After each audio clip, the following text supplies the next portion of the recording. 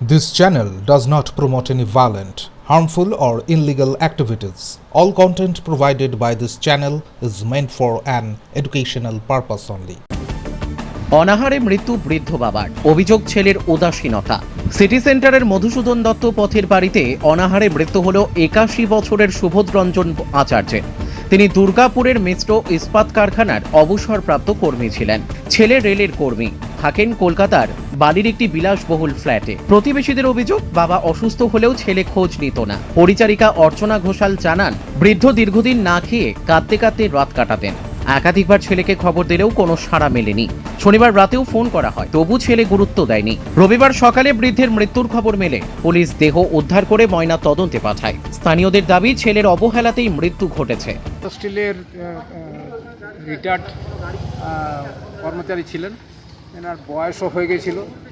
একাকিত্বকরণের জন্য খানিকটা মানসিক ভারসাম্যহীন পড়েছিলেন। ছেলে বাইরে বাইরে থাকে, তার দায়িত্ব শুধু টাকা পাঠিয়ে খালাস হয়ে যেত। ট্রিটমেন্ট করানোর লোক ছিল না। এখন উনি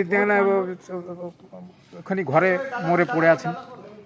পাড়ার লোক দেখেছে, আর কাজের মেয়েটি এসে দেখেছে একই অবস্থায় পড়েছিল 3 দিন ধরে। হ্যাঁ, পুলিশ এসেছে।